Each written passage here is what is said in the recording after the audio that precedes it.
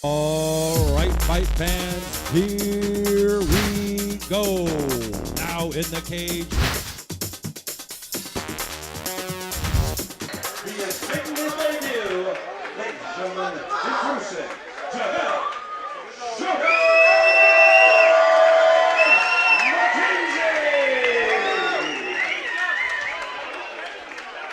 Okay, Tizo froze.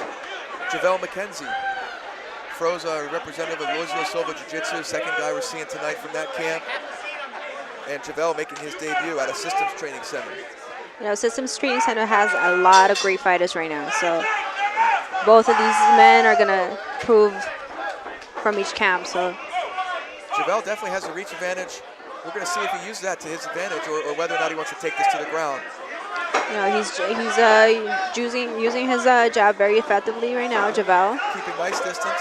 Froze using good head movement, trying to find the right time to get in and land his shot. You know, he's southpaw actually. Nice leg kick, lands. Right hand from Froze lands. Fighters feeling each other out a little bit. Both seem to be content to stand and bang. You know, if you're fighting a southpaw, you need to, you need to get in front of that leg, in front of the outside of that leg. Exactly. Froze, confidence building as he feels the power of Javel and decides to keep moving forward. He's not backing away, so. Javel, nice inside leg kick from McKenzie.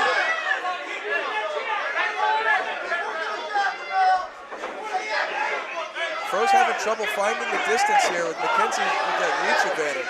Another inside leg kick. If Javel, like, he keeps getting that leg, he's gonna chop it, and just work it, keep working it. Eventually, it's gonna affect the other opponent.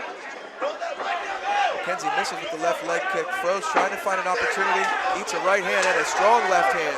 Nice head movement, misses with the hook. I'd like to see Froze maybe go after that lead leg for a single leg attempt. I don't know if he's comfortable on the ground, but he is wearing jiu-jitsu shorts, so I assume he's knows his way around a little bit. I think both of these guys want to keep it on on their feet. I don't think they have a mindset of going into the ground at all. Froze eats a left hand. McKenzie really finding the range with that left. Misses with a big hook. Great. Great first round for both fighters. I'd have to give it to McKenzie. I think he landed more shots, keeping the distance. Froze showing tenacity though, moving forward, using good head movement. He avoided a lot of big shots. He's not backing away. He's not backing away from Javel. So, I mean, I think Tizak needs to, keep him from outside of that lead leg from Javel. So.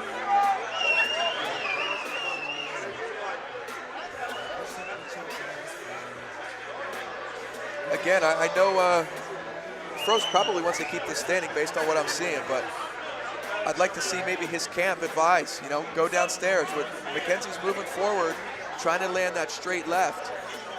Shoot in on that single or double. I think if Javel keeps attacking that leg, just the inside leg, and adds a couple shots after that. That could pay dividends for him. Yes, very. I think both of these are gonna. I think they're gonna keep it standing up.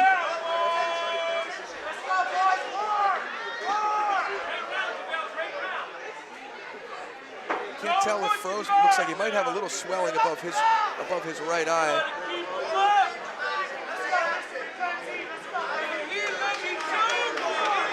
Tizak, they call him the Storm, and I pretty much see why. Yeah, he's a fireball. Javel not fazed by it though. He's moving in and out. Nice inside leg kick again. Like to see him throw that and then come with a straight right. Javel is still leading up with that jab, setting it up. That's how you're supposed to do it. Another inside leg kick lands. Froze nods it off. Another one.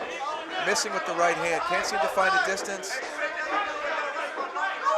Tizak needs to be careful. Sometimes, the fighters goes inside leg, and then tricks you, so. And then go upstairs. Nice inside leg kick from Froze. Pawing the jab. is McKenzie, throws the left leg kick, misses. Froze seems to want to counter. It looks like he might be looking to counter a punch to come with a heavy right hand. There it is. Nice fake. I couldn't tell if he landed or if it was a slip, but he's got McKenzie on the run, chooses to back off and reset.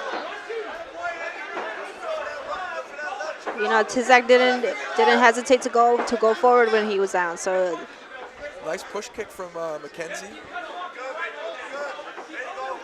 Calling it the jab, got the left hand nice and high.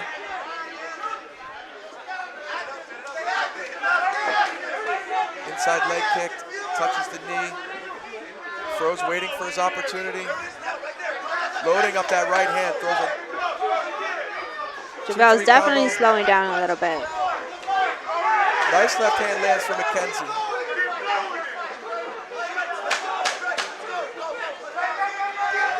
Fighters standing right in front of each other.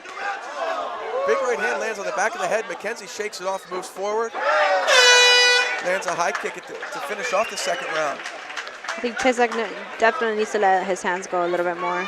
Yeah, he's a little tentative now. I think the distance and the reach of McKenzie is bothering him. Yes. You know, and I don't see a lot of people going into the inside, staying in the booth type of thing. You know, I think that would work wonders for Tizak right now. I think he probably wants to do that, but McKenzie's doing a nice job of bouncing back when Froze tries to close the distance. Yeah. Towards the end, it looked like Froze was looking to counter and load up that big right hand, but couldn't get it to land. So who do you give that last round to? I got to give it to McKenzie again. McKenzie. Yeah.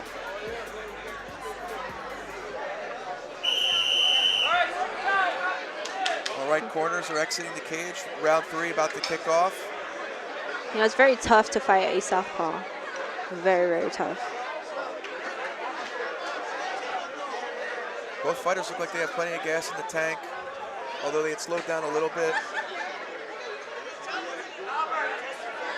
I see a little bit more action from Tizak right now.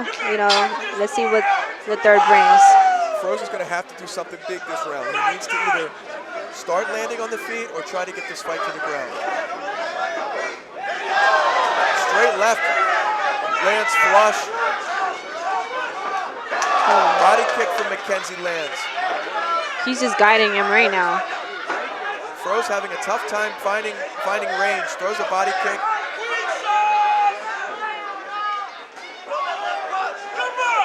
McKenzie stalking, confidence building, he's moving forward. Missing with the left hand. There's a shot by Froze. Shucked off by McKenzie, but Froze not giving up. And decides to reset. Fighters back to their feet.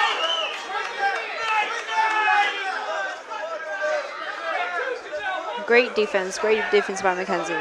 Yeah, nice takedown defense, shucked it right off, got the fight back to the feet, which is where he wants it. Froze loading up that right hand, it looks like again, trying to find the distance, eats a nice left hand coming in. You just have to be careful not to swat that. You know, this is going to be a fake. Open hand left hook from McKenzie, another left. Left uppercut, seems to be getting off now. Big left hand. Froze has got to get inside and land something powerful. He's just eating shots on the outside. Nice inside leg kick. McKenzie has to be careful not to get too confident here and eat a big right hand coming in. Tizak, I think he just needs to let his hands go. It's going to be 18 seconds in the last round, so I think he just needs to let him go. Yeah, 15 seconds left in the round. Tizak needs to let it all hang out at this point, but I feel like he's eating some big shots and doesn't want to get knocked out. Another big left hand. McKenzie looking to swarm and finish impressively. Body kick. Great fight for both of these men. Froze put it all on the line, but I think that one's going to go the way of McKenzie.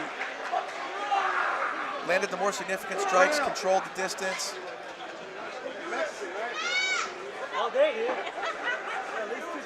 Strong effort by both opponents. Yeah, it's very hard. You know, very hard to fight somebody with such a long reach. Yeah, that was a decisive reach advantage Yes. that Mackenzie had. Tizo just couldn't seem to overcome it. Shot for one takedown attempt. I think it was really disheartening for him when he missed it. Yes. Long legs, you know, long reach. Can't really get around that.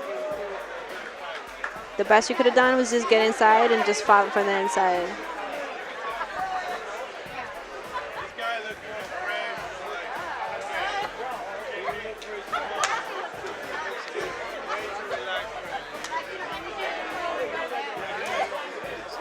Congratulations to Training Systems out in Hawthorne. Yeah. Gym out of the South Bay. Tough camp of fighters out of that gym. You know, it's crazy. Talking to Tizok, he's actually a little bit better on the ground.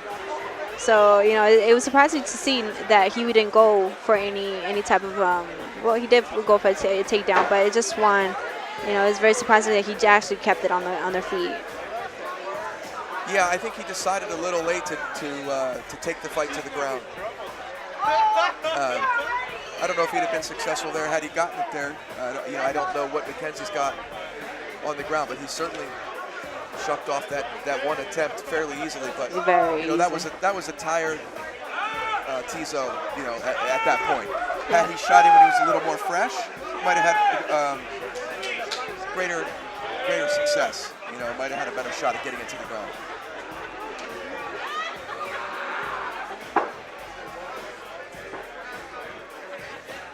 We're going to send it up to Big Jim here for the official decision. Ladies and gentlemen, after 3 rounds of action, we go to our scorecards. We have our decision. All 3 judges ringside scored the bout 30-27 in favor of our winner by unanimous decision. The blue corner,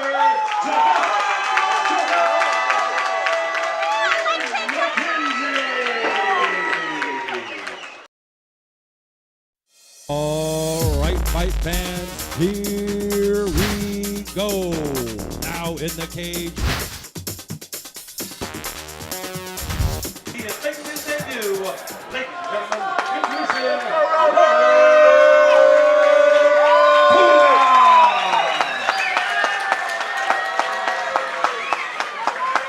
his opponent across the cage, fighting out of the blue corner. He is wearing red trunks, trimmed in white. He is training at a Fight Academy in Pasadena by way of Highland Park. He weighs in 146 pounds. His record, 1 win with no losses. That single win coming by way of submission. Ladies and gentlemen, introducing non-stop Walt Alfaro! Okay, Walter Alfaro in the red shorts versus Roman Puga in the black. Puga, a new purple belt in Jiu-Jitsu. Alfaro out of the Fight Academy, Pasadena, under Savant Young. Tough gym, good stable of MMA fighters there on the amateur and pro level. You know, Kevin, I've been so excited to see this fight. This is the one that I'm looking forward to. You know, just because I know Roman from since I started training. So. Yeah, Roman. They neglected to touch gloves at the top of the fight. Alfaro in on a single leg here. Roman jumps guard. Jumping close guard, looks like looking for a possible arm block, maybe omoplata. He is able You know, to he's get the really sweep. good on his ground, and his ground game is phenomenal right now. He's in a triangle position here. Either if he goes back to his back, he's got a triangle locked in. If he adjusts his legs, He's really going for that triangle. hard to see from this angle what he's got. It's either a triangle he's working on. He's got a reverse triangle. He switches it now. He's got a regular triangle with the leg underhooked to prevent it from being picked up and slammed. This one's in pretty deep here. Alfaro's in trouble. Taking some shots as well from the bottom. Looking for the triangle armbar. It looks pretty deep. Roman's really going for that triangle and And there's the tap. Wow, Roman Puga. Roman Puga with the win, man. He deserves it. He's a good kid. Jumps guard and throws up a triangle. That purple belt, obviously well deserved. He actually trained with the late Joe Camacho. You know, right before he passed, he was one of his students. one of his proteges that he was, he was working with really close to. Yeah, Joe Camacho, a legend in the SoCal MMA and BJJ scene. Had an unfortunate passing not long ago. Roman Puga carrying the torch here and coming away with a nice submission win in the first round. Jumps guard, throws up a triangle, makes a few adjustments and gets the tap.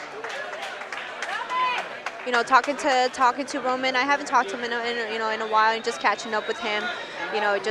He was just saying that he, the reason why he was fighting, now is because, just to keep Joe Camacho's memory, just keep it going and, passing the torch from what he was taught from him. Yeah, Joe Camacho, very well-liked guy. I believe his black belt came from the Aloysio Silva camp, and I guess I'm right, because there's Joao Silva, head instructor down at Aloysio's in Lawndale. Yes, and it's the Silva Army, that's what he calls them. Yep. There's Savant shaking Roman's hand. Savant Young running the Fight Academy Pasadena. And unfortunate for Alfaro, he was game, just got caught in a submission there. I don't think he was expecting Puga to jump guard the way he did, kind of caught him off guard. He never gave up on that. He never gave up on that triangle. Stops the contest. Excuse me. Referee in charge, Mike Bell, stops the contest due to a tap out from a triangle choke.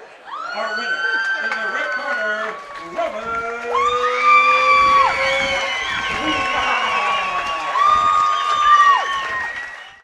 All right, fight fans, here we go. Now in the cage. Okay, I'm excited for this one. These two had a heated exchange at the weigh-in, verbal exchange and shoving, and had to be separated. And I missed that. Yeah, I know. I was late for that. Oh man. No, but I got a chance to talk to the Scotsman backstage, and he's a pretty emotional guy, man. He trains Muay Thai, MTA. Oh, Sergey coming with some going bomb. This one's going to be over early.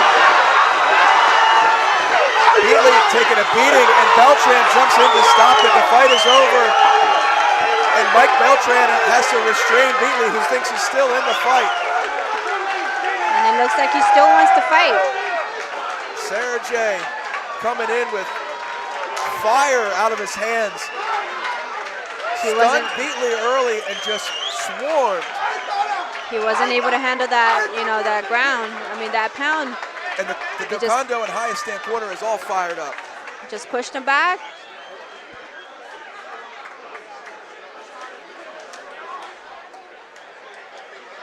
Beatley bit off a little more than he could chew.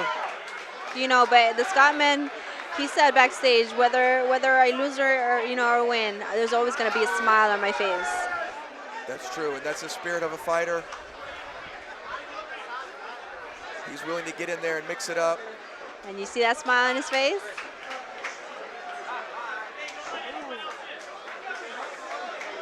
And Sergey just patient out of the gate, waited for the opportunity, showed nice footwork with a counter, hit him with some hard shots that dropped Beatley, and then just swarmed.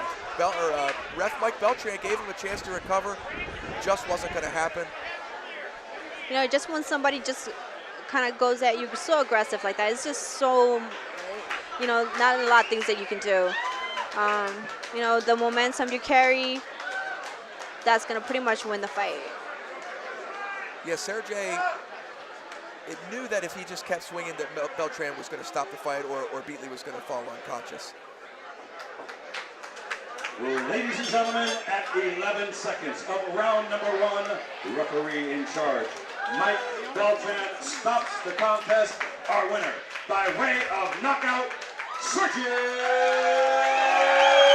Monterosian. So Sergey Monterosian comes away with the TKO victory over Russell Beatley. Very aggressive fight, very aggressive fight. It was a fast and furious one. It's only 11 seconds in the first round. All right, fight fans, here we go. Now in the cage. Now introducing to you first, fighting out of the red corner. He is wearing black trunks. He is training out of a main event gym in Glendale by way of Armenia. He weighed in 170 pounds. He is making you, ladies and gentlemen, introducing Tigra, the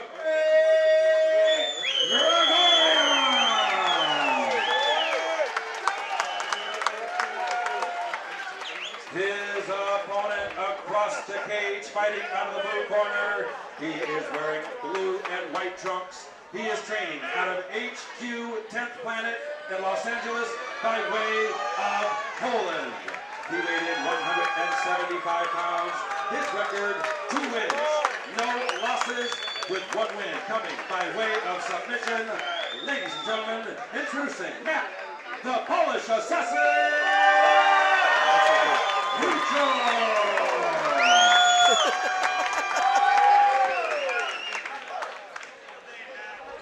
Okay, here we go. Grudzias in the white and blue, Grigorian in the all-black trunks. You know, Tigran is it's a black belt in judo, so I'm expecting a lot of throws, maybe you know, keeping it standing up. Oh, big right hand from Grudzias. Looking maybe to snatch up a guillotine. He might go for a ride here though. Has him up in the air. He's got a guillotine locked in here with his close guard up against the cage. The guillotine looks pretty deep. Grudzias fighting to finish this guillotine here. Grigorian trying to survive. Can't tell from this angle if the hand's under the neck. It looks fairly tight, but Grudzias is pressed up against the cage here. Doesn't have a lot of real estate to really scoot back and get the leverage on this guillotine that he needs. He's just pressing on him, hoping he gets a little bit more time to kind of defend that guillotine. It looks like he's going to be okay here. He's tripoding up, although he is grimacing in there. It loves to be in deep, so. What Grudzias wants to do is kind of do a crunch to his upper right to get the proper leverage. And he's out. Grigorian now in the close guard. Grudzias now looking possibly for an arm lock from the bottom.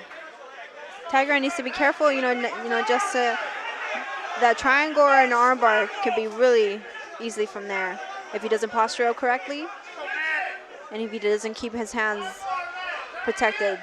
Grudzias is really getting stacked here, but he is staying active, swiveling his hips, looking for submissions. There he is, trying to lock up an arm again. Tigran doing a nice job of posturing. He's going to fall back for an ankle. He is reaping the knee, though, which is not legal.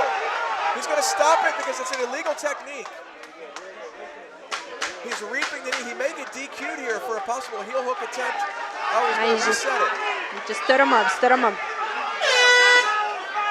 That's the end of round 1. Grudzias' right eye is shut completely. I don't know if you can see that on the camera just yet. Grudzias' right eye is completely closed. I'm not sure where he ate a shot in there. But. Kevin, I get so excited that I forget to talk. Just watching the fights, and it's just like, I just get caught in the moment. I know, it's as a fan, I sit back and I watch it. I'm just whatever you're back. Sometimes I forget to talk myself. The video games where you just like kind of move side to side, you move with the car, you move. That's what I'm doing here. I just kind of like, do this, do that. So to explain for the fans watching what happened on that reset, Grigorian fell back for a straight ankle lock, which with shin guards on would have been difficult in and of it by itself. But he was reaping the leg of Grudzias, which is illegal for camo rules. Only straight ankle locks are allowed. If I was Tiger, and I would definitely go for that eye again. Just keep going for that eye.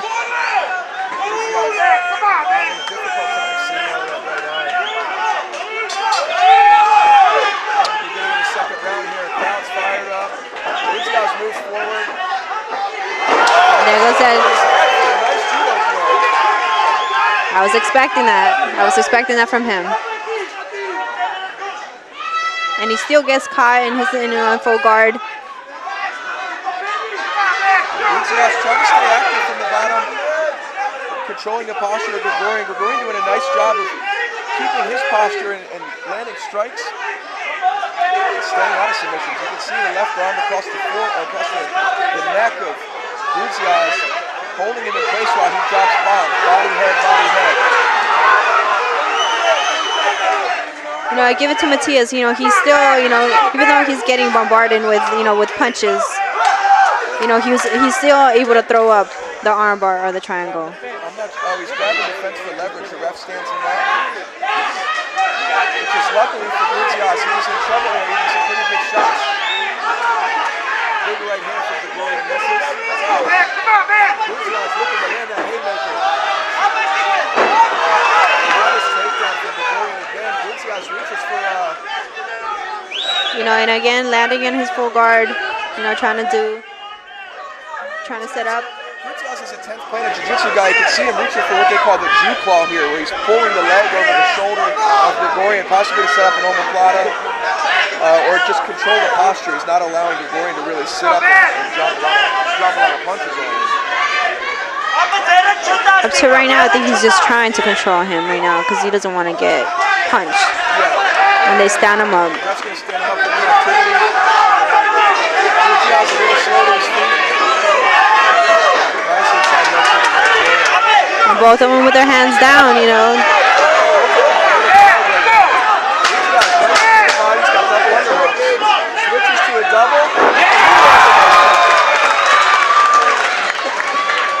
You know, Matias got the takedown at the end, so that takedown counts for a lot. That's a close round with that takedown there. Another action-packed round. Both guys seem to be fatiguing a little, pace slowed a little bit at the end of that round. Kevin, who do you give it to? That's a tough one to call. I still have to give it to Gregorian for the damage he did on top while inside the guard of Gutierrez. Yeah, that was a nice judo throw by Tigran, though. Very nice throw. Landed, Gutierrez landed on his head. I thought maybe he would have knocked out from that side.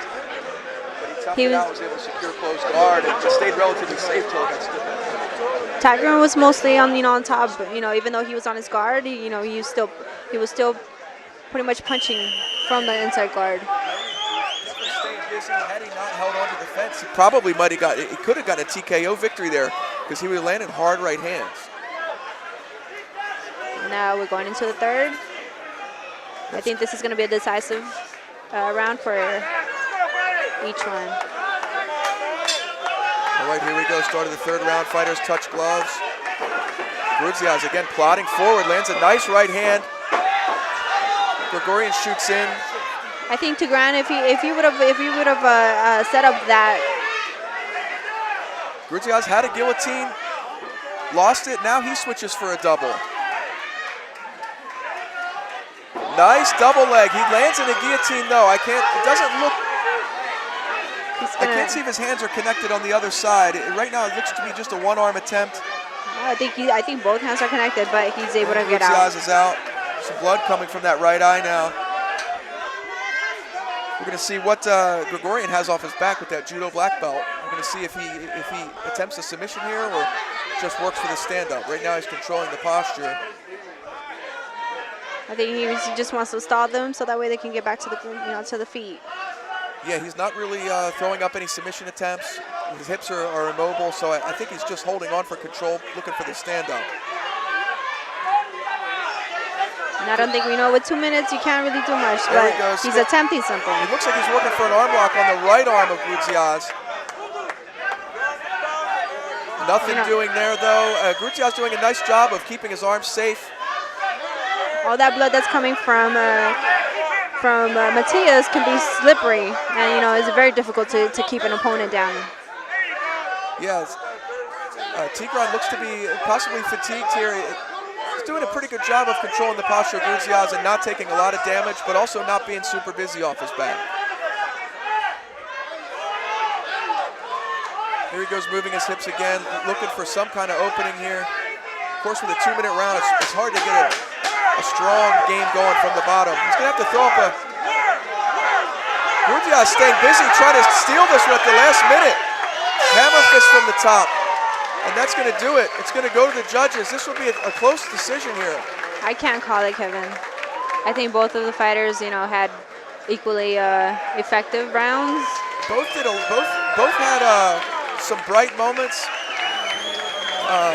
It's going to be a tough one to call. I mean, you look at the right eye of Grudzias, and you would think that Tigran did the most damage, but Grudzias very busy when he did get takedowns and was able to stay safe. So yeah, he was very busy when he was in his guard, able to throw punches and landed a lot. Obviously, you can see in his face, and you can see in Matias' faces, you know, with his left eye. His right eye, right? Right eye. I was going to say. My left. I hope I wasn't calling it wrong the whole time. But great fight overall. I'm impressed with the takedown ability from Grudzias against a judo black belt. He landed a couple nice takedowns up against the fence, and I think that surprised. I wanted to see more throws, man. I wanted to see more throws from Tiger. And you know what? I wasn't able to speak to him because he doesn't speak English. Okay. But he speaks German. Oh, does it? Yeah. Interesting. He's Armenian. How do you say, I threw my opponent on his head? Yeah. I guess that's exactly what happened. That was a nice throw from Gregorian. Very nice throw. His eye is very sharp. The Polish warrior or the Armenian warrior? We're going to see who it goes to.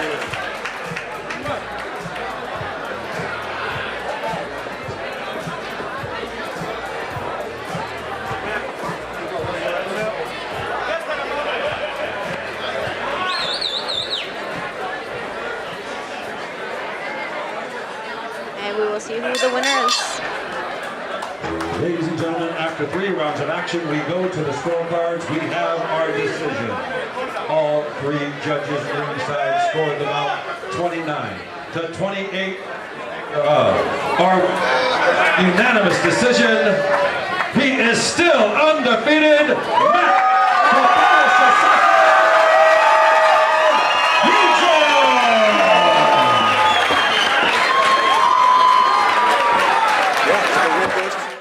All right, fight fans, here we go. Now in the cage. Out of HQ 10th Planet in Los Angeles, California. He weighed in 141 pounds. His record, 1 win with no losses. That single win coming by way of submission. Ladies and gentlemen, introducing Oscar Morales.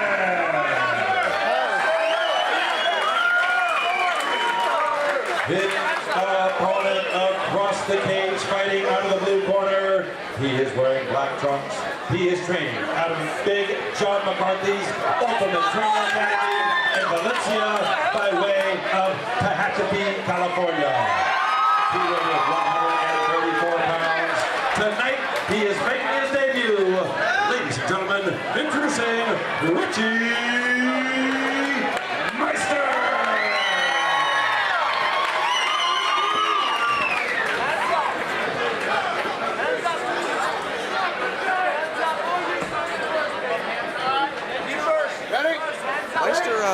Meister fighting out of Big John McCarthy's academy up in Valencia. World famous referee Big John McCarthy opens up with a nice outside leg kick. Oscar moving forward. Gets double underhooks. Gonna look for the takedown here. Ends up pulling guard. He's not careful. He's gonna get mounted, but he ends up back on his feet. Goes for a throw. Oh! Ends up eating the wrong end of that one. Meister with a nice counter. Nice counter throw. Top side control, looking to move to the back, sinks the left hook, goes to the mount. Oscar's in big trouble here. He's got both hooks now, takes the back, and ends up on the bottom after a wild scramble. Meister with the guillotine. Morales has to be careful not to get choked here. Goes for Richie's just countering everything. It's a nice headlock throw. Both fighters back up to the feet again. This one off to a wild pace. This is a wild one, Kevin. Meister now seems to have slowed down a little bit. Fighter settling in, fighting the range. Both of them looking to strike. You have to set up those kicks though. You have to set up with the with the jab and the kick. Left push kick from Meister misses. Morales with the right hand. Spinning back for us. Wheel kick misses. Meister charging in, gonna look for a takedown here. Gets a nice double leg. Lands in top side control. Needs to come up and get control of the head. He's got side control now. He's got a side control, so he has to keep him there. He needs to get head control here. He tries to transition to the back. Does, moves over to the other side. He's looking for the hooks. He's looking for the hooks. Has both hooks now and a possible rear naked choke attempt. Morales protecting his neck. And that's the end of the first round. That's a wild one. I must say, very good transitions from Richie. Yes, but hats off to Morales for being in bad spots a couple times and being able to get back to his feet. Man, if I had to call that one, I'd give it to Meister, but not a whole lot of damage done on either side, but nice transitions, nice takedowns. Great transitions. He's actually fighting from Tehachapi, coming all the way from Tehachapi to Valencia. When I was talking to him in the back, he said that it took him so long to get to Valencia, and he actually had to pull over on the road just to get some sleep. Does he train at Big John's full time? So he's still currently living in Tehachapi. That's cool. Here we go. He goes for another headlock. You can go with the roll. Go with it. Yeah, I know. Oh, I have no idea. I've driven there, and it's far. Here we go, round two, about ready to start. Both fighters still appear to be fresh. Got a little bit of a slower pace, but you never know. I like how Richie's able to kind of counter whatever Oscar is doing. Oscar charging forward after the missing leg. The leg kick misses from Meister. Meister again looking for that double, and he gets it. Unable to keep him down though. And Oscar looking for that front headlock. Another wild exchange, looking for that head throw. He's got to be careful. Meister sneaks out the back door. Oscar Murata has to be careful with those throws, because if he doesn't execute them correctly, he's automatically going to give him his back. Morales looks a little tired now. Jumping left kick from Meister. Seems to be getting off a little bit more, finding his rhythm. Nice leg kick. Those are hurting Morales. Morales can look for that throw again, but he's going to go for a ride here. He's not careful. What did I say? Nice takedown by Meister. Needs to come up on top. This is a strange little scramble we're in. Oscar Morales needs to really be careful with those throws. He gives his back automatically. He does. If he doesn't secure the throw, he ends up giving his back. This time he lands on bottom side control. Meister looking possibly with knee on belly here. Maybe might slide over to the mount, and he does. And he's got mount. He's going to look to control position here and see what opens up, it looks like. He's being nice and patient. He's going to sit up and start raining down bombs. Look for the possible stoppage or KO. Morales rolls to his back, giving up and Richie's always constantly looking for the back, which is such a great advantage for him. He's got the body triangle locked up here. He's going to look for a rear naked choke. Morales just trying to stay alive at this point and get out of this round. Meister has the left hand across the neck. He's got to go for broke now. He's going to go to the third round. We'll go to the third round. It's another one for Meister. Decisive second round for Meister. Dominated position, had some nice takedowns. Focus it. Don't stop. Relax. The striking is hurting him. Why don't you strike a little more straight punches? Brian, you go ahead. Hey, Richie, this fight, now I want to ask you a question. Do you want to finish the fight or do you just want to win the decision? Because that's how the fight's going to go. Do you want to win the decision or you want to finish? If you want to finish, this guy will go down right now. Okay? Listen, you're smothering yourself with your punches. You're throwing good kicks. Every time you throw the kick between your legs, I need quick hands. Quick hands. Off the leg If kick you do misses end up from taking him down, Meister. mouth and finish him. Looking to land a big I shot. know, use your knees and punch. careful on the That's it. takedown attempt. Simple. To be straight, and straight punches he's You know, getting if you're hurt gonna go, and blocking if you're straight gonna to go the for body and making throw angles. like that, He's exhausted. He's fucked up. to have an underhook Quick in there, hands, or, let's go. We're using use the quick head hands. only, make Quick sure you hands, land. straight punches, make the angle, and toughen Fish up. for an underhook to keep the guys from coming up on top.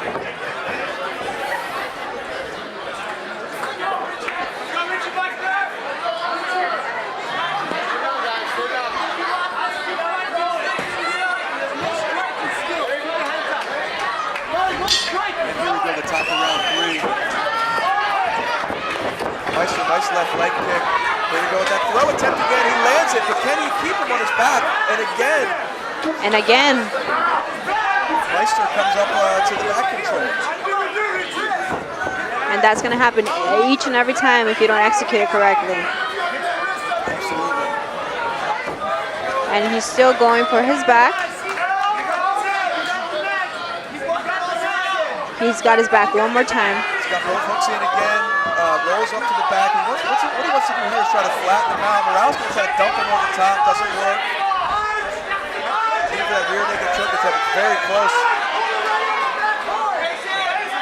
Morales trying to spin out and wind up in the closed guard of Meister, it looks like. He's got a nice body triangle here. Morales doesn't seem to know how to counter this or escape it. That's a very hard position for Morales to be in. Or is constantly having to fight that rear naked choke. What Meister wants to do is try to choke with his right arm. The bottom arm is easier to choke with. The top arm, it's hard to get the leverage and lock your hands for the finish. Here he goes. Now he's And I think he's got it. and he wins. Rear naked choke. He's finally able to secure it from the bottom. And after using that bottom arm, body triangle, securing the position.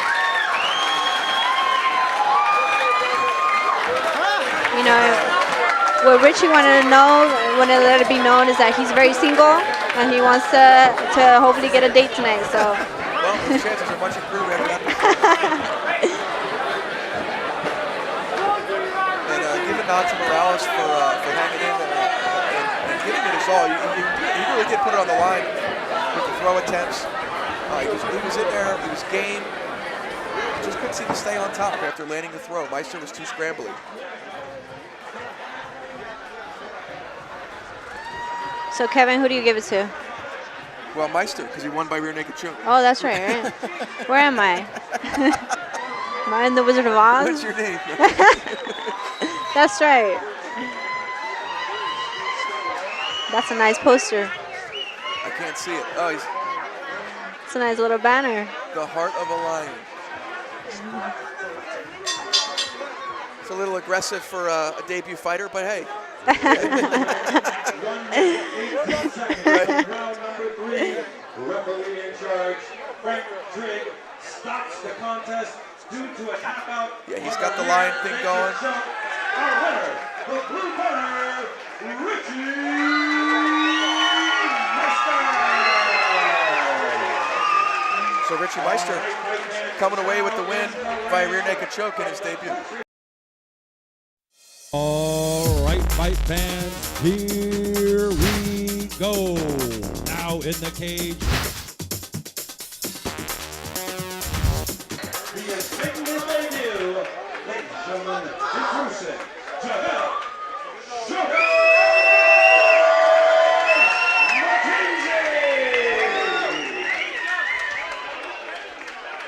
Okay, Tizo froze. Javel McKenzie. Froze a representative of Louisville Silva Jiu-Jitsu, second guy we're seeing tonight from that camp. And Javel making his debut at a systems training center. You know, Systems Training Center has a lot of great fighters right now. So both of these men are gonna prove from each camp. So Javel definitely has a reach advantage. We're going to see if he uses that to his advantage or whether or not he wants to take this to the ground. you know, he's using his jab very effectively right now, Javel. Keeping nice distance. Froze using good head movement. trying to find the right time to get in and land his shot. You know, he's southpaw actually. Nice leg kick, lands. Right hand from Froze lands. Brothers feeling each other out a little bit. Both seem to be content to stand and bang.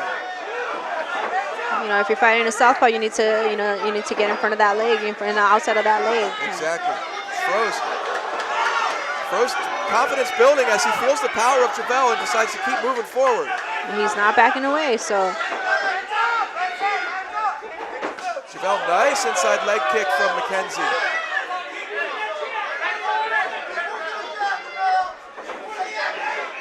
Froze having trouble finding the distance here with McKenzie with that reach advantage.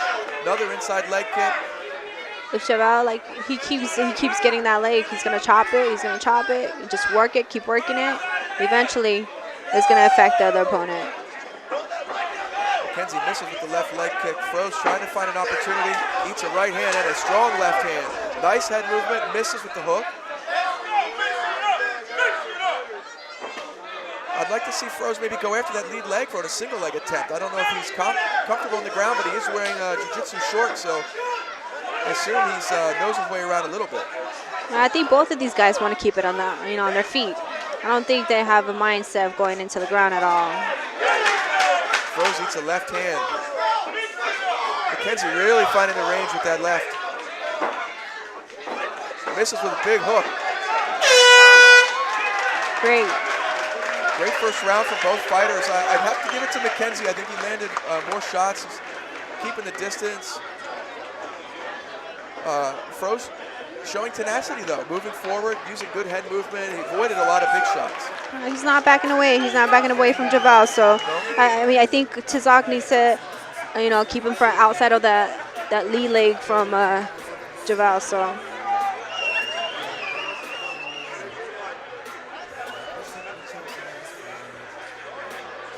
Again, I know Froze probably wants to keep this standing based on what I'm seeing, but I'd like to see maybe his camp advise, go downstairs with McKenzie's moving forward, trying to land that straight left.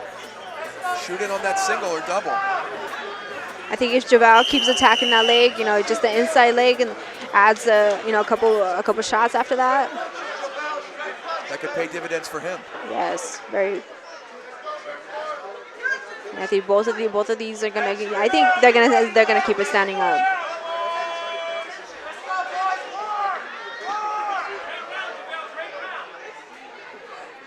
Can't tell with Froze. Looks like he might have a little swelling above his right eye.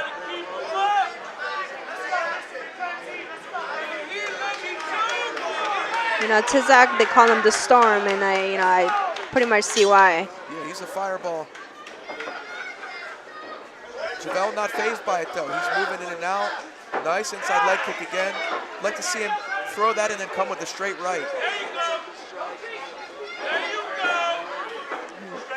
Javel is still leading up with that jab, setting it up. That's how you're supposed to do it. Another inside leg kick lands. Froze nods it off. Another one. Missing with the right hand. Can't seem to find the distance. Tizak needs to be careful. Sometimes, the fighters goes inside leg, and then tricks you, so. And then go upstairs. Nice inside leg kick from Froze. Pawing the jab is McKenzie. Throws the left leg kick, misses. Froze seems to want to counter. It looks like he might be looking to counter a punch to come with a heavy right hand. There it is. Nice fake. I couldn't tell if he landed or if it was a slip, but he's got McKenzie on the run, chooses to back off and reset. Tizak didn't hesitate to go forward when he was down. So nice push kick from McKenzie. Pawing with the jab, got the left hand nice and high.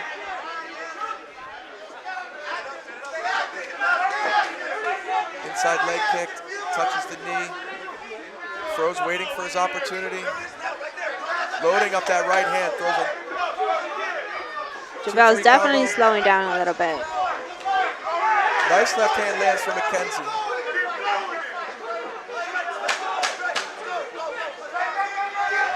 Fighters standing right in front of each other. Big right hand lands on the back of the head. McKenzie shakes it off, moves forward. Lands a high kick to finish off the second round. I think Tizak definitely needs to let his hands go a little bit more. Yeah, he's a little tentative now. I think the distance and the reach of McKenzie is bothering him. Yes. You know, and I don't see a lot of people going into the, going to the inside, staying in the booth type of thing. You know, I think that would work wonders for Tizak right now. I think he probably wants to do that, but McKenzie's doing a nice job of bouncing back when Froze tries to close the distance. Yeah. Towards the end, it looked like Froze was looking to counter and load up that big right hand, but couldn't get it to land. So who do you give that last round to? I got to give it to McKenzie again.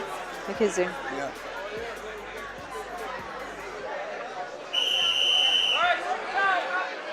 All right, corners are exiting the cage. Round 3 about to kick off.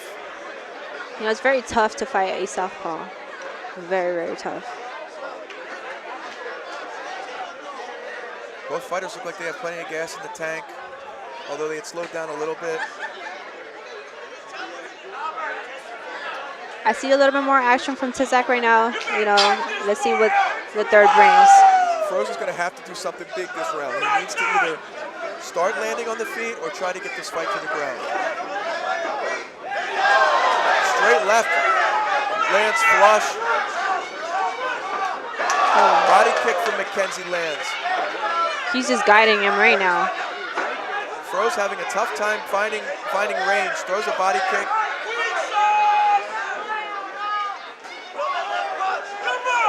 McKenzie stalking, confidence building, he's moving forward. Missing with the left hand. There's a shot by Froze. Shucked off by McKenzie, but Froze not giving up. And decides to reset. Fighters back to their feet.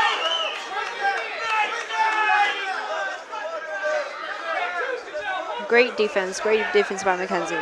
Yeah, nice takedown defense, shucked it right off, got the fight back to the feet, which is where he wants it. Froze loading up that right hand, it looks like again, trying to find the distance, eats a nice left hand coming in. You just have to be careful not to swat that, you know, this is gonna be a fake. Open hand left hook from McKenzie, another left. Left uppercut, seems to be getting off now. Big left hand. Froze has got to get inside and land something powerful. He's just eating shots on the outside. Nice inside leg kick. McKenzie has to be careful not to get too confident here and eat a big right hand coming in. So it's like, I think he just needs to let his hands go.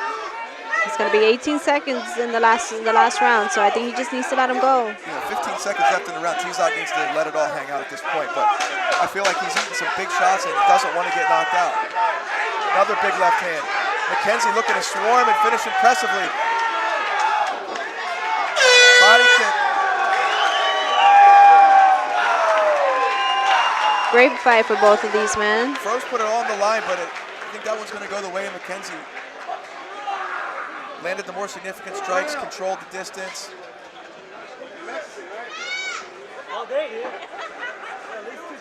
Strong effort by both opponents. Yeah, it's very hard. You know, very hard to fight somebody with such a long reach. Yeah, that was a decisive reach advantage. Yes. That McKenzie had. Tizo just couldn't seem to overcome it. Shot for one takedown attempt. I think it was really disheartening for him when he missed it. Yes, long legs, you know, long reach. Can't really get around that. The best you could have done was just get inside and just fight from the inside.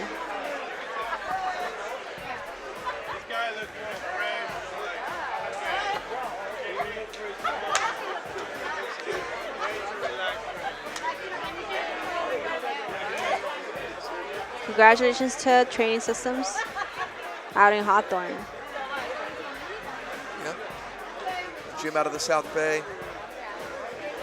Tough camp of fighters out of that gym. You know, it's crazy. Talking to Tizak, he's actually a little bit better on the ground. So, you know, it was surprising to see that he didn't go for any type of, well, he did go for a takedown, but it just won You know, it's very surprising that he actually kept it on their feet. Yeah, I think he decided a little late to take the fight to the ground. I don't know if he'd have been successful there had he gotten it there.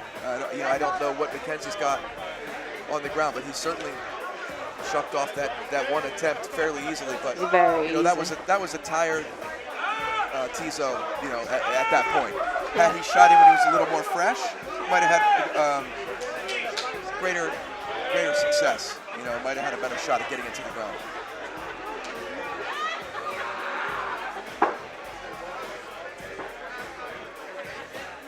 We're going to send it up to Big Jim here for the official decision.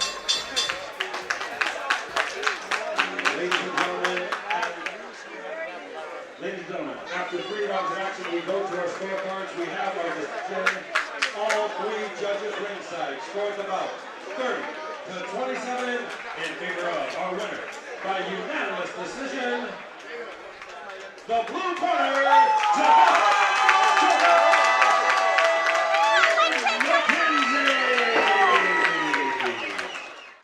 All right, fight fans, here we go. Now in the cage.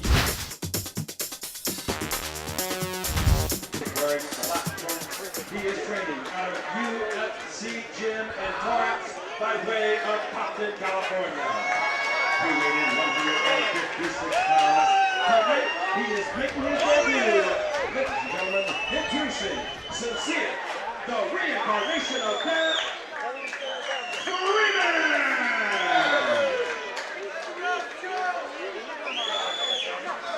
His opponent, across age, fighting out of the blue corner. He is wearing black trunks. He is training out of HQ 10th Planet Fight Gym in downtown Los Angeles.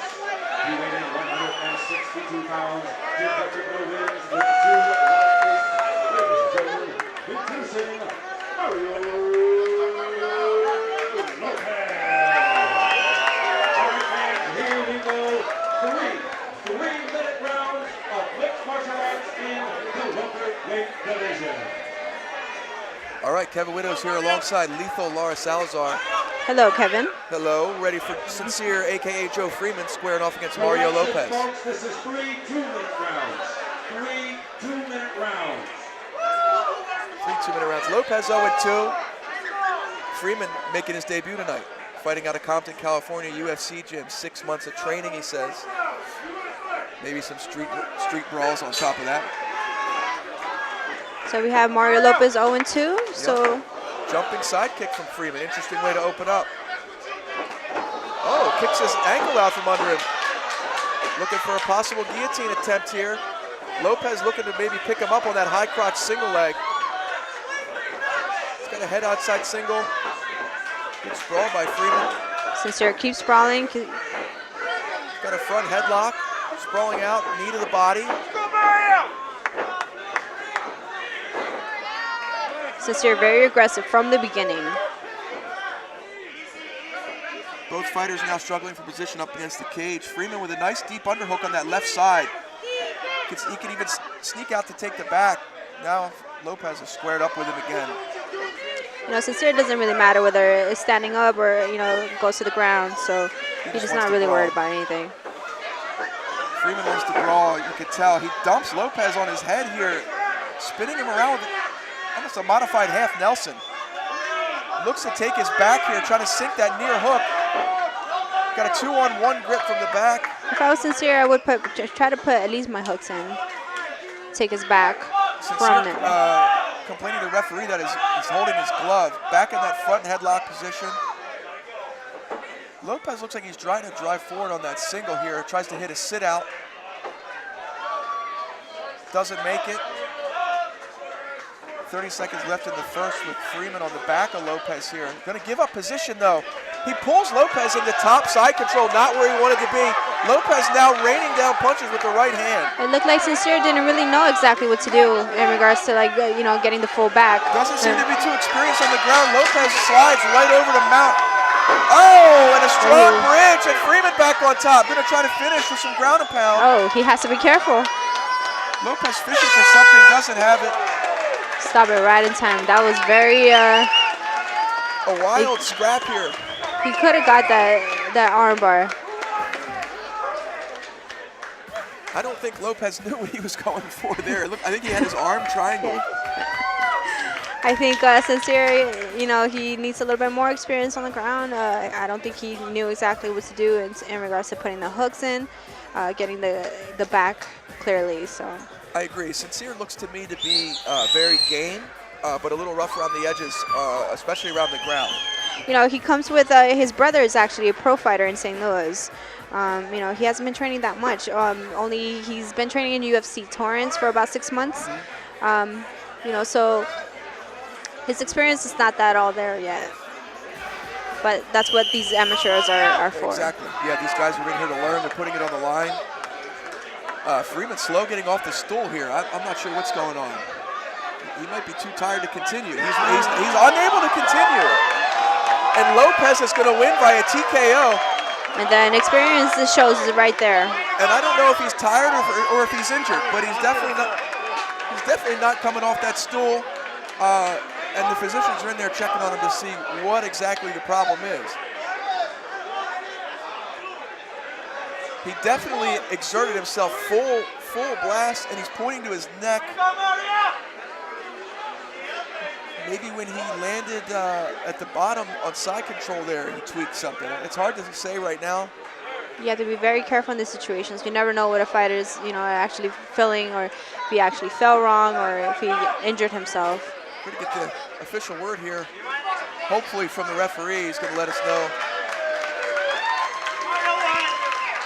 Either way, it's a victory for Lopez, who picks up his first win in the cage. He's going to move to 1-2. Freeman will go to 0-1 in his debut.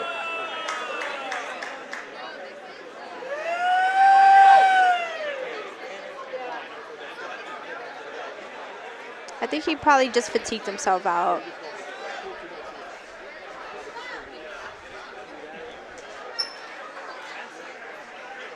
You know, hopefully he's okay. Hopefully the medics get to look at him. He's able to get off the stool safely. Yeah, safety first for our fighters. You know, we hope everything's okay with Sincere Freeman. You know, maybe he needs to work a little bit on his cardio. That was my guess initially, was that he, for that full 2 minutes, you could see how tense he was, which yes. is a common mistake for amateur fighters. They come out and they just explode for 2 minutes, and that's a heck of a pace to keep up, you know. You know, how I used to do it, how my coach actually taught me how to do it is do my experience in the tournaments and actually win tournaments, win rounds, and then proceed to go into full 3-round fights. Yeah, I mean, pacing yourself and staying calm is one of the most important things in the ring. Sincere Freeman was unable to continue due to difficulty breathing. Our winner by TKO, the blue corner, Mario Lopez. So there you have it. Our winner, Mario Lopez, again moves to 1-2. Freeman unable to answer the bell. Possible conditioning issue. Unable or difficulty breathing. I hope the fighter learns from this mistake and works on what he needs to work on. Yeah, hopefully he's okay. Hopefully it's not a serious problem. And he looks to be okay. He's on his feet and he's able to walk out on his own, so that's a good sign. Yeah, hopefully he's all right. Fans, here we go. Now in the cage. Fighting out of the red corner, he is wearing black trunks. He is training out of PKG in Westwood and CMMA in Virginia by way of Culver City, California. He weighed 108. He brings to the cage an undefeated record, 2 wins with no losses. Ladies and gentlemen, introducing Tanner.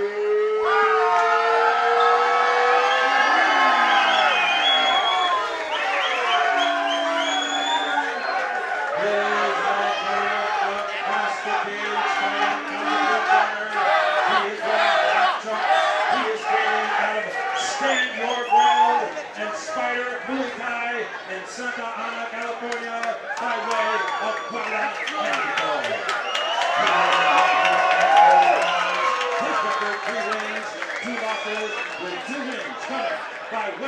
submission, ladies and gentlemen, introducing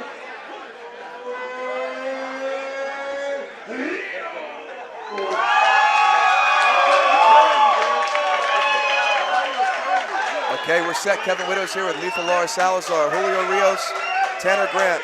Julio is ranked 15th in the state in his weight class, so a win here for Grant would bring him to 3-0 in possible ranking status. Rios 3-2. And here we go. Touch gloves, fighters feeling each other out, both orthodox stance. Rios pawing that jab. Grant comes forward with a nice right hand. I like how Julio is setting up everything with his jab.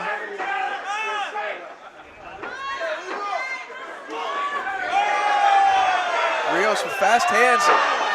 Nice double leg by Grant. Rios doing a nice job of hitting that switch, trying to come up on the. He's got a crackback single here. He's not careful, he's going to get his back taken. Julio needs to just keep turning into him. And Grant can sink that left hook here and come around the back and sink the right hook if he can get off the cage. It looks like Rios is going to square up with him and go for a double of his own. And he does. Grant's going to pull. Grant does a nice job of creating space to get back to his feet. Fighters jockeying for position. Rios is in deep here on a body lock. Yeah, Tanner did a great job just jumping straight up from that takedown. Yeah, I thought he might be content with getting close guard, getting picked up so high, but he surprisingly got back up to his feet. Rios landing shots to the leg with his knees here. Nice head position from Rios with his forehead buried in the chin of Grant. It's a lot of great pressure. Yeah, technical battle here against the cage. You can see Rios has his hand laced behind the back of Grant, trapping that right arm, making it difficult for Grant to get out of there. It's eating uppercuts while he's pinned. It's really good hand control from Julio. Fighters are right in front of us now. Rios might try to land a takedown here at the end of the round and score some points with the judges. And that's where it'll end. Action-packed round from both fighters. I think Lopez might have took a little bit more shots You mean Rios? against Tanner. Rios. Lopez. Sorry.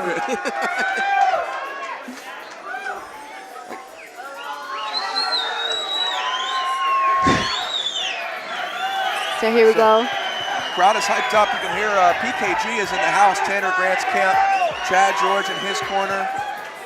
You know, he's been with CMMA for about 6.5 years, and he's been an athlete pretty much all his life. Baseball, volleyball, football in high school, and he also trains with BJJ, Nogi, and Gi.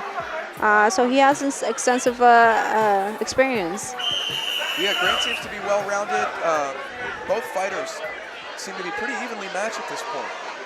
You know, he used to do Taekwondo as a kid as well, so maybe look for some spinning kicks out of the red corner at the start of round 2. Referee Marlon Ayers about to send him off. Here we go, fighters touch gloves. Rios again pawing with that jab, trying to find this. Is nice combo. Grant lands with an uppercut and then looks for the takedown. Rios now pushing forward, seems to be the stronger fighter in these exchanges. Able to keep Grant pinned up against the cage. Now Grant spins out of it and reverses position. Both fighters with an over-under. but Rios still has the upper hand against the cage. Tanner, and they separate. Nice overhand right from Grant. Neither fighter throwing many kicks. They seem to want to box it out. And that's fine with me. Exactly. I want to see some action. I'm all for people throwing hands. There's an inside leg kick. Rios looking for that uppercut, misses, forces the clinch.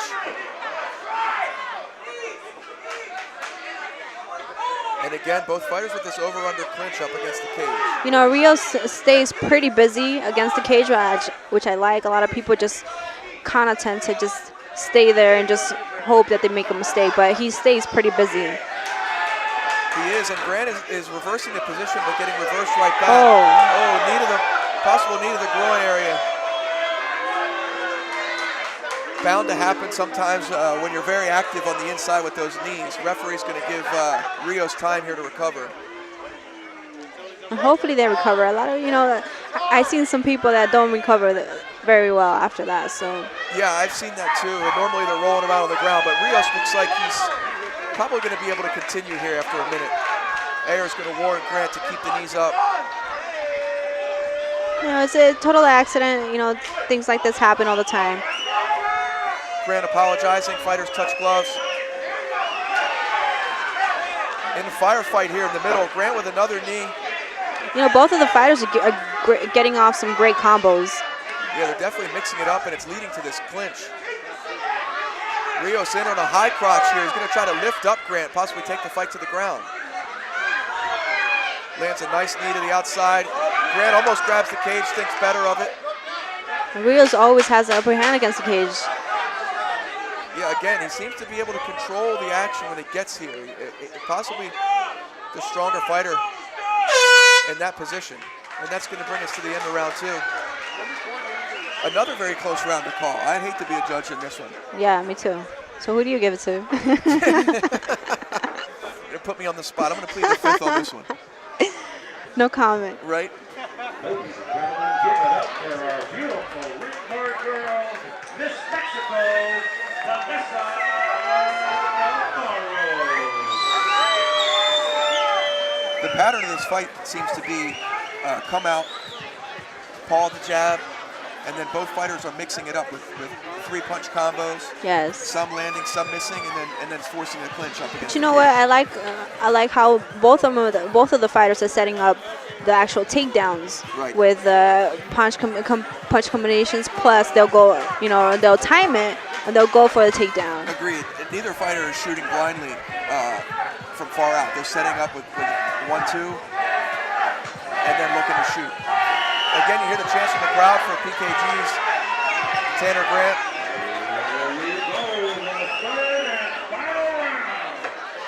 Rios looking game, ready to charge out on his side. And here we are at the top of the 3rd. Grant likes that right hook. Left hook, right leg kick combo lands for Rios. Very nice. Again, forcing a clinch, and they head to the cage. Rios pushes off the cage nicely. I like with his that. foot there, yeah, to gain the leverage. Grant spins him right back. Again, using that cage with his leg. I actually really like that Nice from technique. Rios. He has to be careful of that guillotine. Grant digging deep here to avoid this double leg. I like how Tanner's using his takedown defense like that, turning his legs. Really basing out nicely here to avoid the takedown. He's got an overhook. Rios softening up the legs with those knees. What sucks about that is that you give him the knees to the inside of the legs or the outside of the legs. Definitely will slow you down as those blows begin to take their toll. Grant shucking with that underhook, But trying to get Rios this. very strong. I feel like Rios is doing this purposely to control the pace of this fight in the judges' eyes. If you can control the fight this way, it's to your advantage. Good call. I really want to see them battle it out in the center. Rios wants this takedown. He's trying to suck the legs out off the cage. Might be successful here, and he is. Grant doing a really nice job of popping back up, which is exhausting for the guy trying to score the takedown. And Grant will not stay down. Yeah, he's not accepting this takedown. Again, he goes for a ride. This time he's going to have to accept bottom position as they're off the cage into the center of the ring. Let's see what Grant has off his back. Looking for wrist control here. He's got closed guard. Yeah, 15 seconds, 13 seconds, and I think that's going to be a definite. He's trying to throw up something. Rios having none of it. Sprawls on the takedown attempt. Tanner with a sit out to their feet. Both fighters putting it all on the line here in the last few seconds. And that's going to do it. Great performance from these two. Absolutely. I really love this fight. Couldn't agree more. Both guys very skilled, showed a lot of technical ability, very scrappy. And they still look pretty fresh. They don't look too tired. Cardio's pretty good. Yeah, both fighters with a lot of energy left. It's going to be interesting to see how this goes. Oh, man. I think Rios overall had a little bit more control over Tanner. I agree. I think, yeah. Especially against the cage, he looked way stronger than him. And I think that's going to weigh heavily in the judge's eyes. When you can control an opponent for the majority of the round up against the cage, even though you may not be doing a ton of damage, in the judge's eyes, that's control. You're being controlled.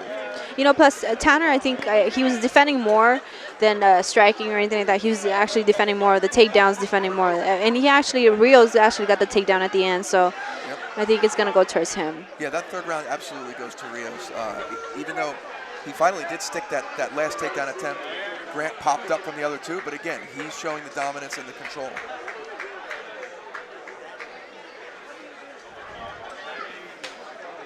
Well, you know, for Tanner, definitely the kickboxing, the BJ, and the overkill on the overtraining definitely showed.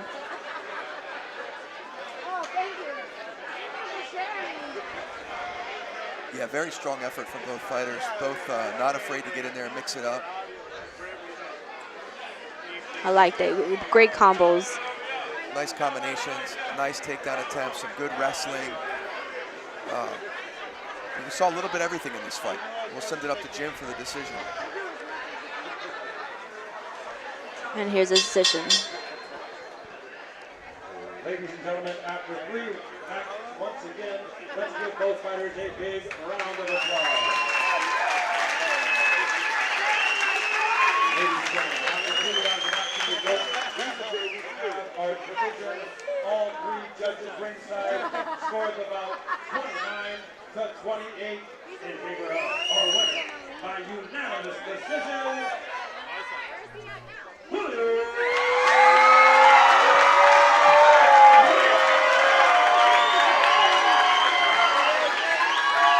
All right, fight fans, here we go. Now in the cage.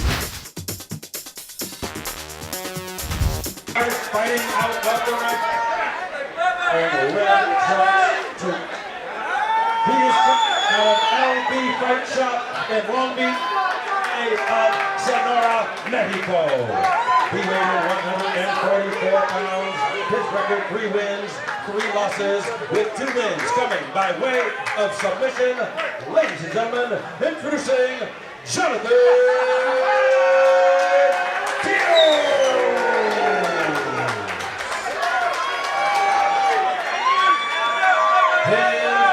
opponent across the cage, fighting on the blue corner.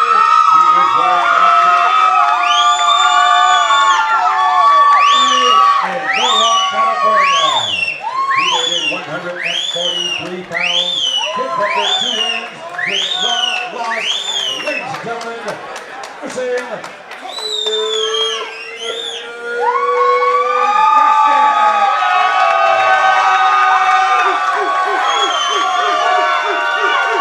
Kevin Widows here with Lethal Lawrence Salazar. Set for another featherweight bout. Jonathan Quiroz out of LB Fight Shop versus Tony Vasquez out of Dogtown. Quiroz ranked 15th in the state in this weight class. And here we go. A record of 3-3. Wow, right off the bat, mad scramble, winding up in Quiroz's close guard. That was a great reversal. Quiroz has an armbar locked up. This is a problem. Oh, Tony showing resilience by getting out. Switches to a triangle.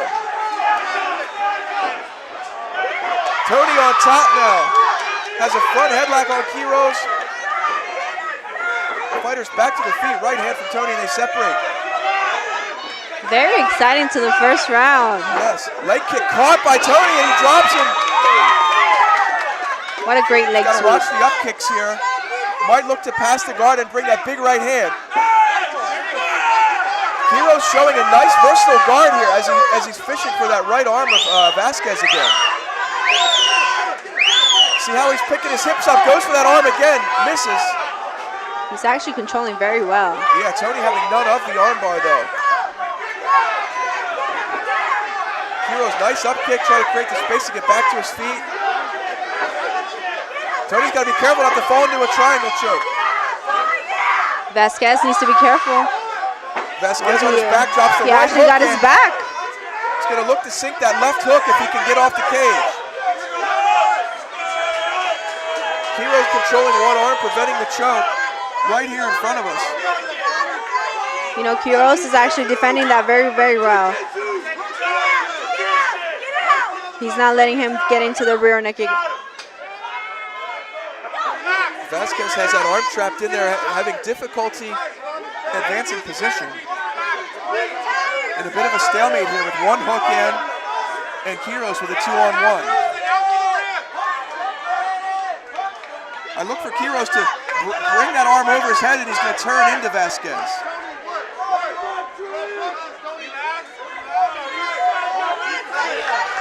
And that's the end of round one. That was a great call. Separated them. The timer said 0, but looks like there's still time left. Left high kick misses. Vasquez in on a deep double leg. Quiros doing a nice job of defending. Switches to a head inside single. He's going to try to pick him up, turn it into a high crotch maybe. And Quiros will not go down. Yeah, Quiros showing nice takedown defense with this overhook. Yes, but Vasquez will not, it's not going to give up on that. Looked like Vasquez went for an outside trip there, but Quiros having none of it. Step back. Again, staying on that single here as we come to the close of round one as Vasquez picks him up. Can't quite finish the takedown. Misses with the overhand right. Quiros What shooting a great a look. first round. Quiros shooting him a look.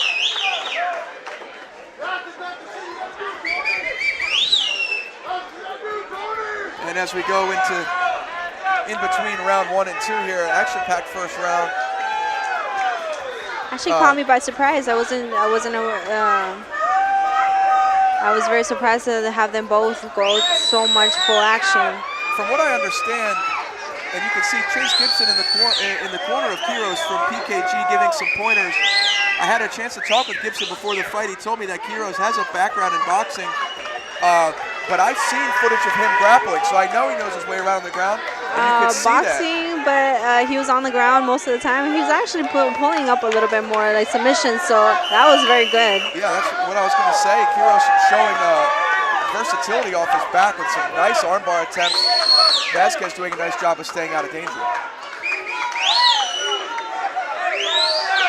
And you know, both of them, they're not afraid to just stand up or go to the ground. And here we go, Frank Trigg, our referee, sets it off for round 2. They touch gloves. Here we go. Quiros staying. And Quiros is very defensive. Blocks a high kick. I like how Vasquez is timing that shot, but Quiros is doing a nice job. Ooh, the guillotine, standing guillotine. He's caught an arm in guillotine here. It's tough to finish that from the feet. He's going to look to pull guard here, possibly. He jumps guard as expected. He also has a triangle choke here if he wants it. Vasquez gets him, and he's out.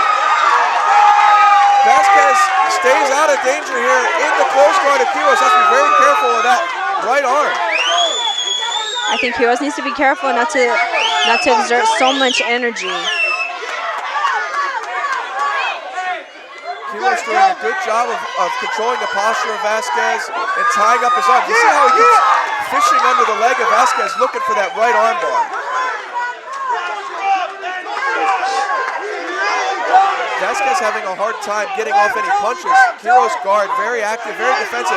Switches it home again. This one is deep. Vasquez is in trouble. He may have to tap or get his arm broken. I think he might get it. And he stops the fight. Frank Trigg stops the fight to protect fighter's safety. Vasquez did not tap. Quiros celebrating on top of the cage. Vasquez can't believe it. I think the ref just stopped it. He thought that there was no tap. Frank Trigg protecting the safety of the fighter. Felt that his arm was in danger. Arm lock was very deep. Quiros finally able to lock up that arm bar. That one was deep. Whether or not it was going to break, we'll never know. you know, I don't think Vasquez. He's not happy.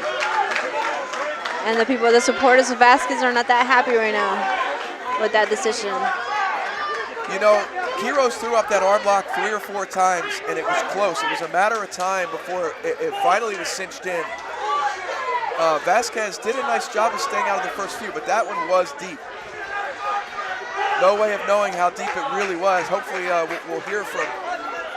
You know, a lot of people don't understand that, you know, sometimes the fighter, it needs to be stopped, you know, and just before it gets even, you know, the fighter gets injured. Again, fighter safety first. You know, we've seen You know, and this is just amateur. They just gotta understand this is just amateur.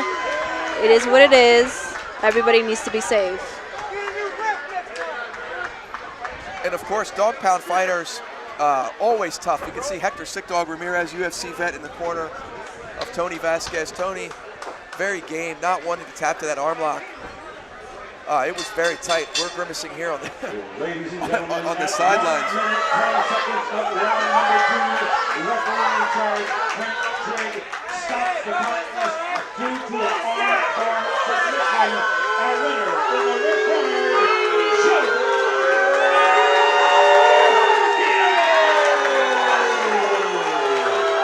Vasquez pleading to his fans to lay off a referee, Frank Trigg. All right, fight fans, here we go. Now in the cage.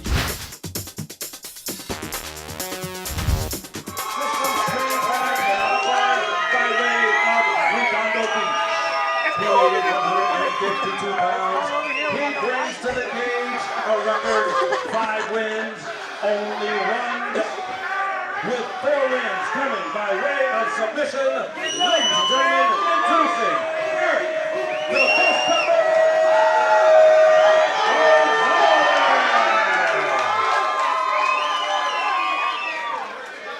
His opponent across the cage.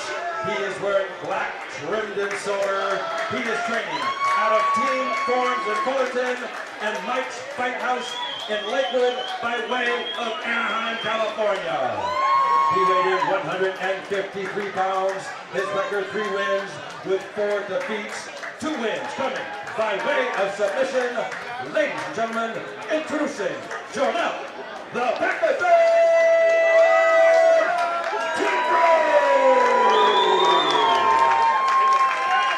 All right, 3 3-minute rounds in the lightweight division. This is my weight class, so I'm paying extra special attention to these two. Jonel Kimbrough, Eric Gonzalez. Gonzalez 5-1. Kimbrough brings a record into 3-4.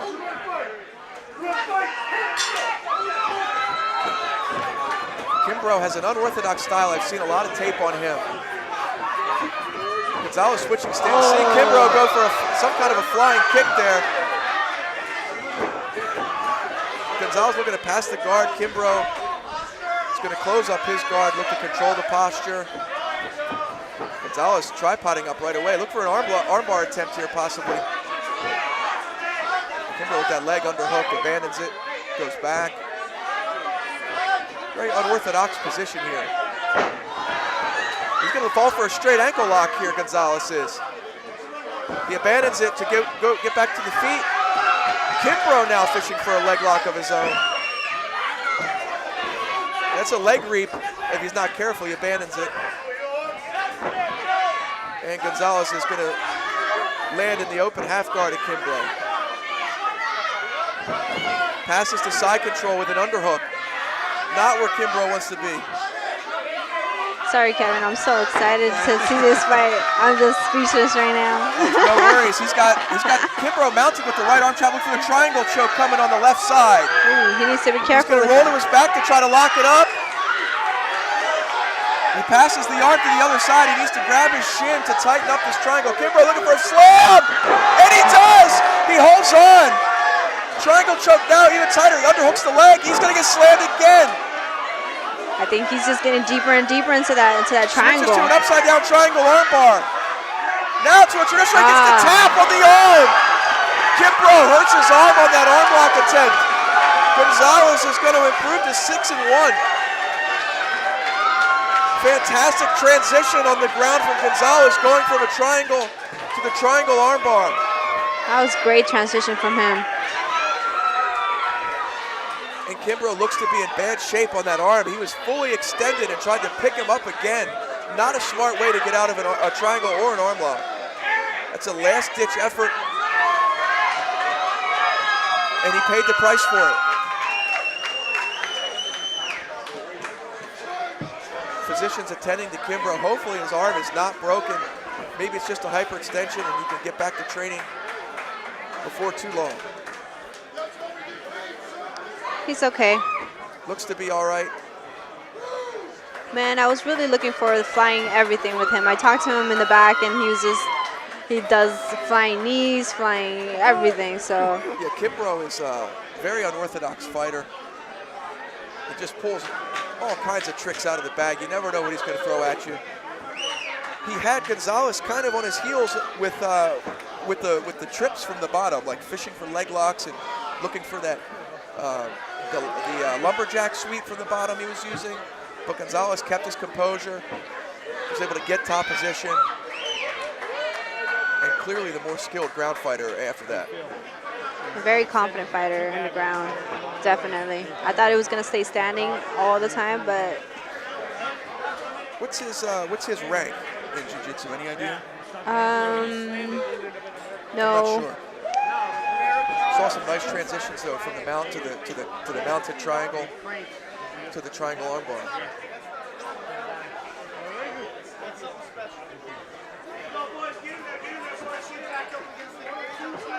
He's got the whole crew in there for the post-fight pick.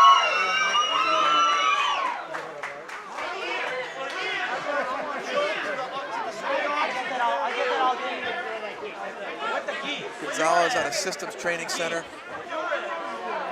Again, they have a tremendous team right now. Yeah, those guys are the meaning Ladies and of gentlemen, at 1 minute, 41 iron sharpens seconds iron. of round number 1. Referee in charge, Mike Beltran, stops the contest due to a verbal submission from a belly down armbar. Our winner in the red corner, Eric, the Ghost Temple.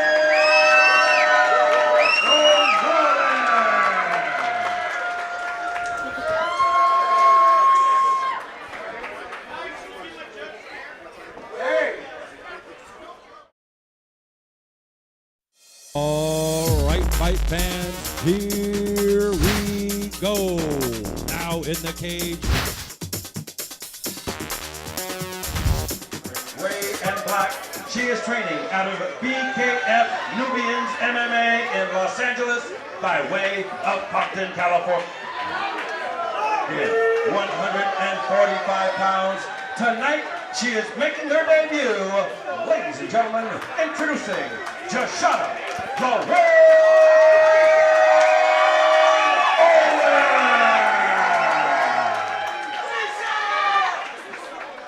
Her opponent across the cage, fighting out of the blue corner. She is wearing white and black.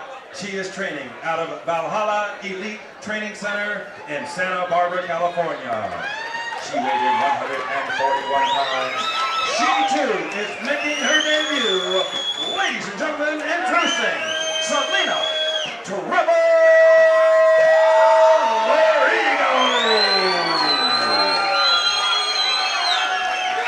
Okay, folks, this is Lethal Laura with Kevin, calling out the action of the girls now. It's ladies' night. Yes, and it's going to be a ladies' night for sure. Joshana Owens, Selena Larigo. So we have Selena and Yashonda. I was talking to Yashonda. She's very a positive girl that I was talking to. She's very, She's in there to brawl right now. Yeah. Joshana with a strong leg kick in her right hand. she said she used to fight in the streets, and now she fights in the cage, which is very positive. Yeah, we'll see if she has that street fight style or if.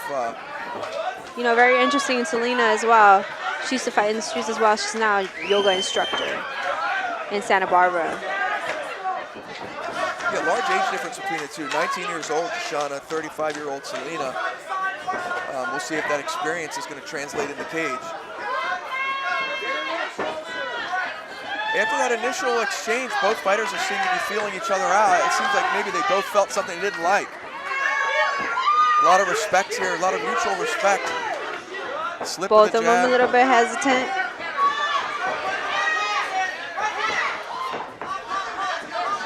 Joshana does not seem to want to get hit. Throws a leg kick, misses. Tries to shuck with the headlock throw. And Selena now has her pinned up against the cage. Shoshana pummeling for that second underhook here, try to avoid the takedown. She has double underhooks now, try to reverse the position. Oh, catches her with a mean right hand, and that's going to be all she wrote. Wow. Decides to stop the fight after a big right hand from Shoshana Owens. Selena looks a little out of place right now. Wow, after the separation from the clinch, lands a big right hand. I wish I had a replay. Marlon is explaining what happened. I'm not sure Selena knows that she got caught that cleanly.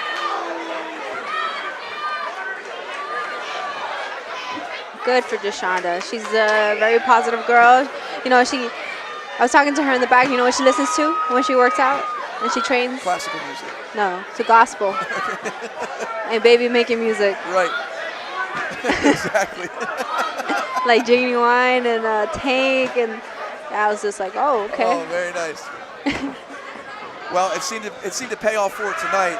The fight started very aggressively, then it calmed down, wound up in a clinch. But you know, Yoshana was kind of turning her back on her a little bit. That's what I was saying. It seemed like Shoshana felt something she didn't like after that initial exchange. It was a little tentative to engage again, but landed a bomb of a right hand. Yes. Coming off the cage. Definitely Selena looked out of place. Very shook from that. Oh, that was a great stoppage. Yeah, I mean, Shoshana could have pounced, but it would have just led to more unnecessary damage. Ayers, always on top of his game, gets in there to call the fight when it was time. That'll go down as a KO. KO. Would be my guess, yeah.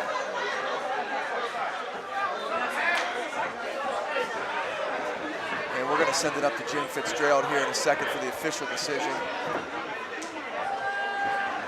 You know, coming to these fights, I always look for the girl fights. So. Ladies and gentlemen, at 1 minute 32 seconds of round number 1, referee in charge, Mylan Ayers, stops the contest due to strikes. Our winner by TKO, the red corner, Shoshana Owens.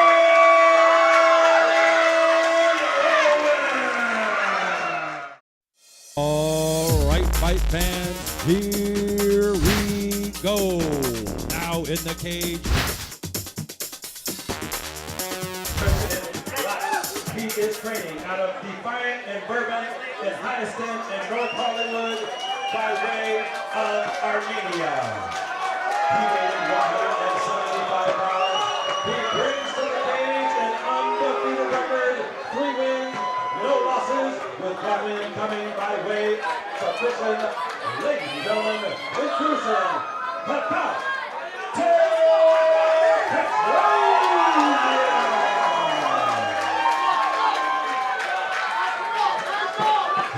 His opponent across the cage, fighting out of the blue corner.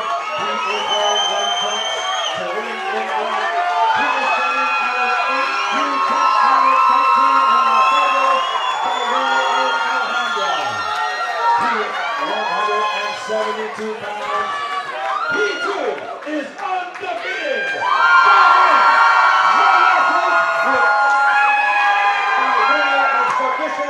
Ladies and gentlemen, the truth, Daniel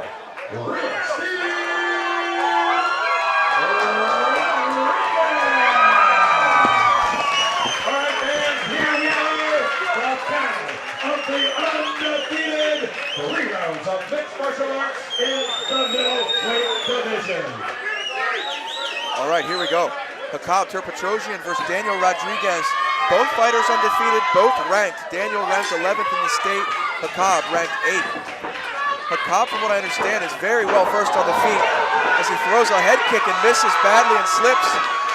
Rodriguez, known to ground and pound a little bit, is going to look to capitalize on this, but Hakab showing some wrestling here, driving him up against the cage. You know, they both have to defend that undefeated title, man. Yeah, both fighters undefeated record on the line, higher place in the state rankings. Both throwing knees from that over-under clinch. No one with the real advantage at this point. Hakab coming out of that Hayastan camp, they are heavy judo player, so he may have some judo up his sleeve. Rodriguez, no pushover himself, training over at the 10th Planet headquarters here in LA. Both of them are very dangerous to getting close to that groin shot. Yeah. Rodriguez manages to get the fight to the ground, and he gets rolled. Hakab now in the full open guard. He's going to fall back for an ankle lock here. He's got to be careful not to reap the leg. He's reaping the leg. The ref's going to stop it for a possible DQ. This is the second time tonight a highest odd fighter has reaped the leg without knowing what the rules are. Triggs going to give him another shot, let him off with a warning. You're not allowed to reap the leg. Straight ankle lock only in camo rules. Well, I mean, weren't they at the rules meeting today? Exactly. Nice left leg kick there. Back in Rodriguez. Rodriguez comes in. Gets his leg kick caught. Hakab can't capitalize. Rodriguez swinging for the fences right now. Looping hooks. Hakab looks to be possibly a little tired. He's slowed down. Eats a big left hand. Great timing. Great timing to get in there. Deep on a single here. Rodriguez not having it, is pummeling him in left hands. That's going to be it. Referee has seen enough. The Contra Petrosian unable to stop the barrage from Daniel Rodriguez. Rodriguez going to improve to 5-0 with a TKO. Wow, that was a great stoppage. Great stoppage from the ref again.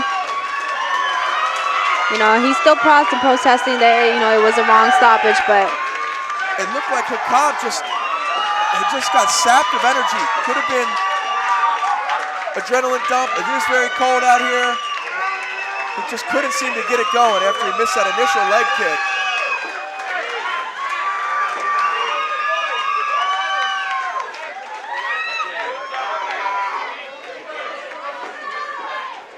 great fights today, man. Great fights. Absolutely. Action-packed night. None of the fights tonight were boring. Everybody was working. Everybody came to fight tonight. Absolutely. You know, this started as a fight on the feet, and just as I was getting into saying Hakab is known for being a striker, he throws a leg kick and missed, and from there he just never really caught up to Rodriguez. Yeah, once you get that momentum going, you can't go back from that. Ladies and gentlemen, at 2 minutes, 6 seconds of round number 1, referee in charge, Frank Trigg, stops the contest due to strikes. A winner by TKO. He is still undefeated.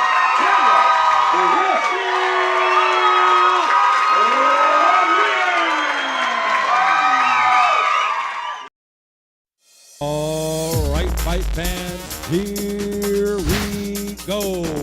Now in the cage. An undefeated record, 3 wins, no losses, with 2 wins coming by way of submission. Ladies and gentlemen, introducing Fearless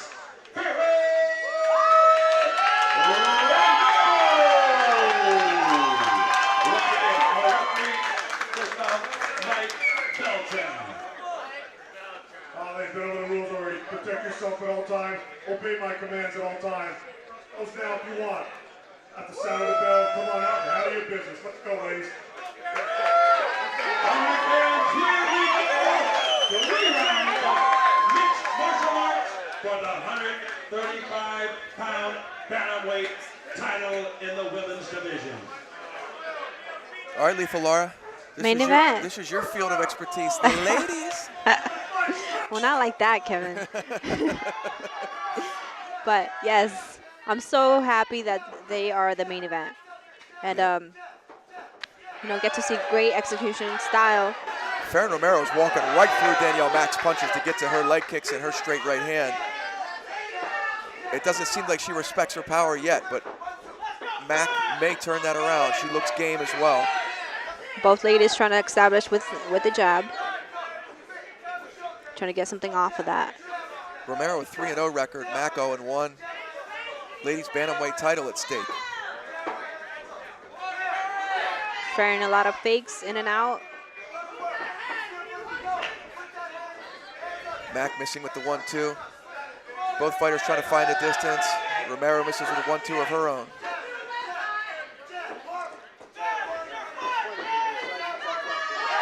Big body That's kick a from Romero. good connection with the kick and then the straight. Oh, feints the left kick. Mack looking to counter.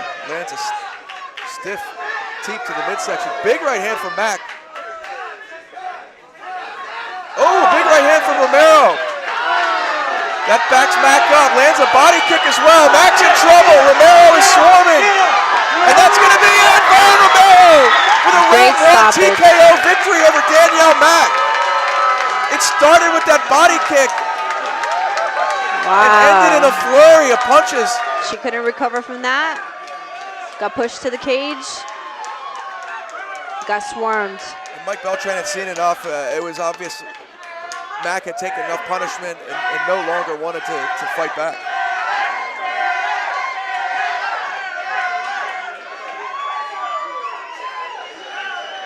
You know, Farron had great technique to actually overcome Danielle's power. Wasn't scared of it. Walked straight through, like you said, and just finished it off. Yeah, and She's Mack, always smiling. Look at her. and Mack did land some nice shots. You Oh, know, she did. Before she got hurt. I think it was a kick that softened her up for that barrage. Yes. Great win for her. She goes to 4-0, while Danielle goes to 0-2. 0-2. And actually, Danielle, I think she's been fighting out of state, so There are more fights we don't know about then. yeah. Who knows what her true record is, but here in Kembo, it's 0-2. And Farron Romero is now the bantamweight ladies champion.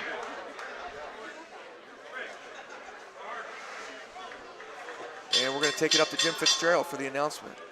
Ladies and gentlemen, at 1 minute 20 seconds of round number 1, referee in charge Mike Beltran stops the contest due to leg strikes to the body.